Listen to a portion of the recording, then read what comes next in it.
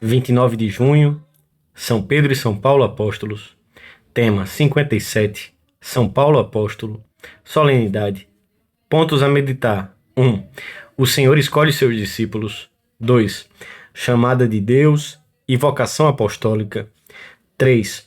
O apostolado, uma tarefa sacrificada e alegre. Pelo sinal da Santíssima Cruz, livrai-nos Deus, nosso Senhor, dos nossos inimigos. Em nome do Pai, do Filho e do Espírito Santo. Amém.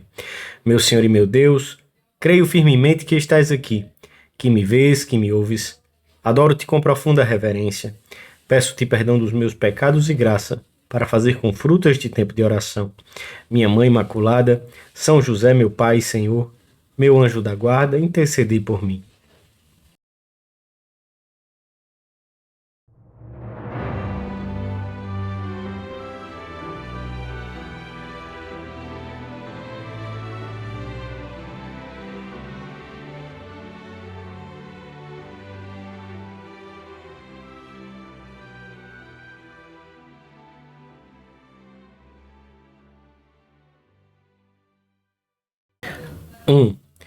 Que devo fazer, Senhor?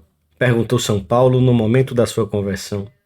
Jesus respondeu-lhe: Levanta-te e entra em Damasco, e ali te será dito tudo o que deves fazer.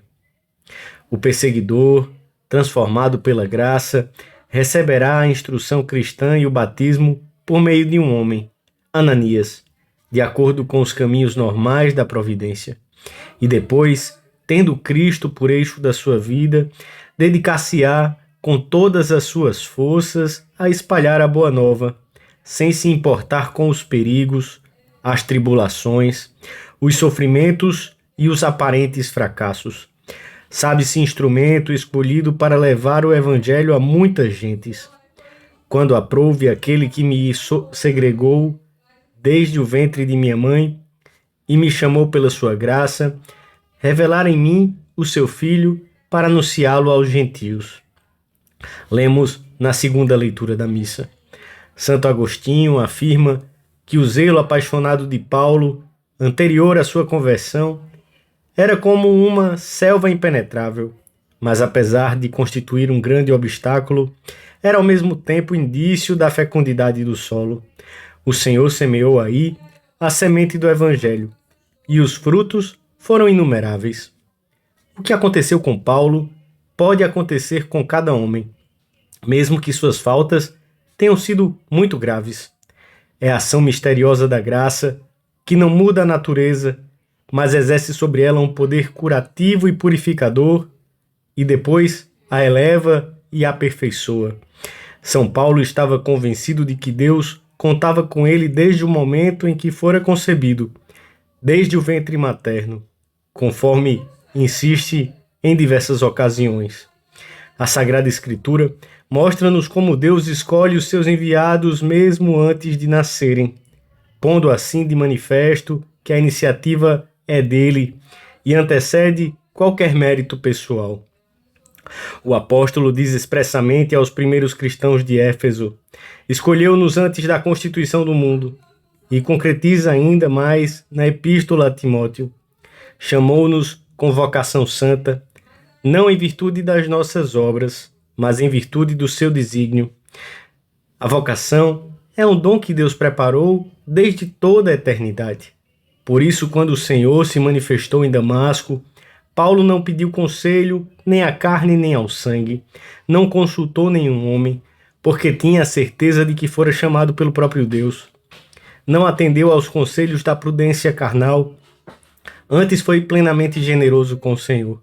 A sua entrega foi imediata, total, sem condições. E o mesmo aconteceu com os demais apóstolos. Quando ouviram o convite de Jesus, deixaram as redes imediatamente e relictis omnibus, abandonando todas as coisas, seguiram o Mestre. Saulo, antigo perseguidor dos cristãos, segue agora o Senhor com toda a prontidão. Todos nós recebemos de diversas maneiras uma chamada concreta para servir o Senhor. E ao longo da vida, chegam-nos novos convites para segui-lo. E temos de ser generosos com Ele em cada novo encontro. Temos de saber perguntar a Jesus na intimidade da oração, como São Paulo: que devo fazer, Senhor? Que queres que eu deixe por ti? Em que desejas que eu melhore neste momento da minha vida? Que posso fazer por ti?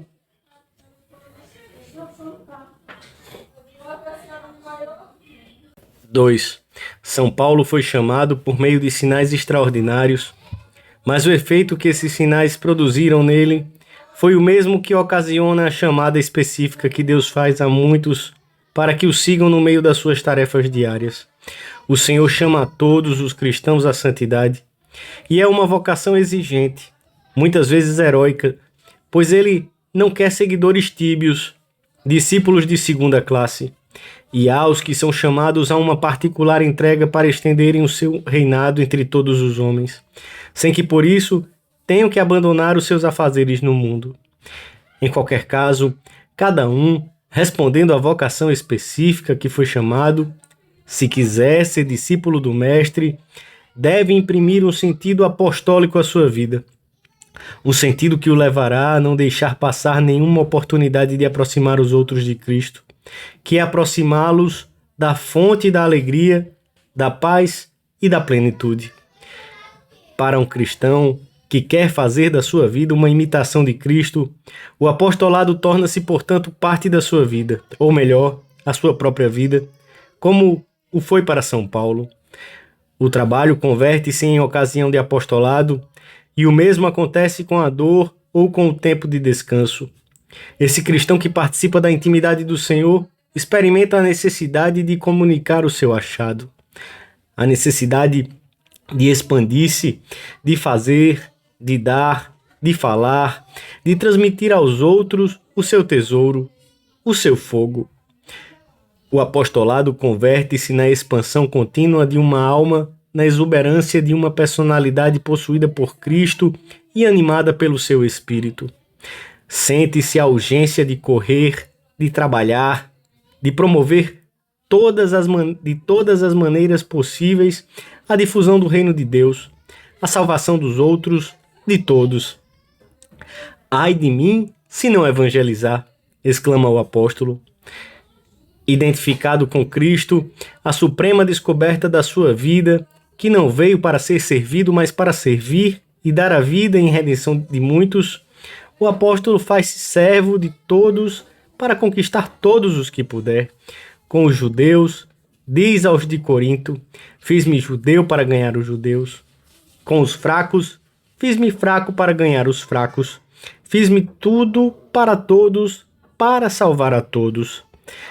Pedimos hoje ao apóstolo das gentes um coração grande como o seu, para sabermos passar por cima das pequenas humilhações ou dos aparentes fracassos que acompanham necessariamente a ação apostólica, e dizemos a Jesus que estamos dispostos a conviver com todos, a oferecer a todos a possibilidade de conhecê-lo e amá-lo, sem nos importarmos com os sacrifícios nem pretendermos êxitos imediatos.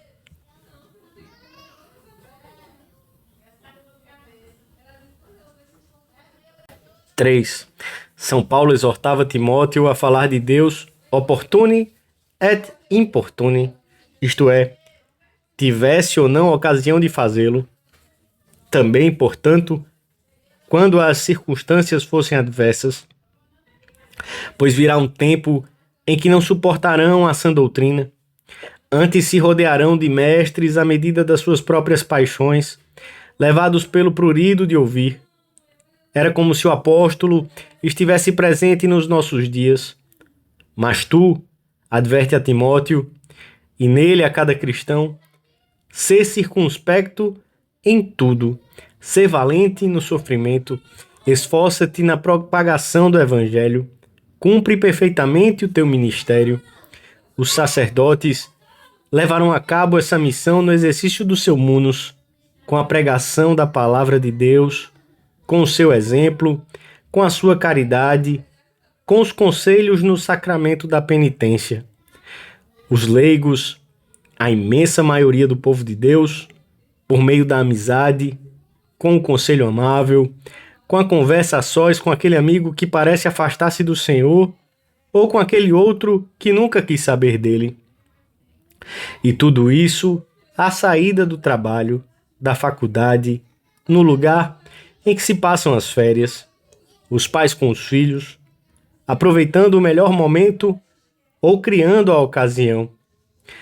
João Paulo II animava os jovens, e todo cristão que tem Cristo consigo é sempre jovem, a um apostolado vivo, direto e alegre. Sede profundamente amigos de Jesus e levai à família, à escola, ao bairro, o exemplo da vossa vida cristã limpa e alegre.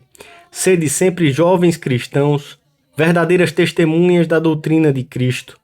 Mais ainda, sede portadores de Cristo nesta sociedade perturbada, necessitada dele hoje mais do que nunca. Anunciai a todos, com a vossa vida, que somente Cristo é a verdadeira salvação da humanidade. Temos de pedir hoje a São Paulo que saibamos converter em oportuna qualquer situação que se nos apresente.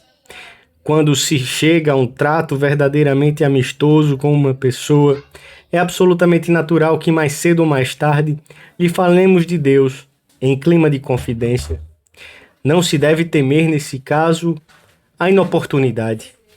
E para nossa confusão, muitas vezes a reação será exatamente a contrária daquela que temíamos.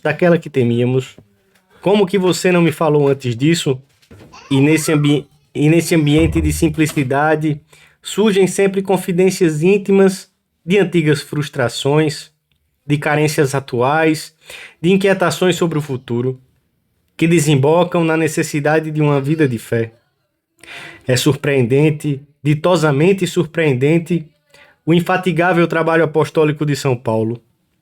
E quem verdadeiramente ama a Cristo sentirá a necessidade de o dar a conhecer, pois, como diz São Tomás de Aquino, aquilo que os homens muito admiram, divulgam-no logo, porque da abundância do coração fala a boca.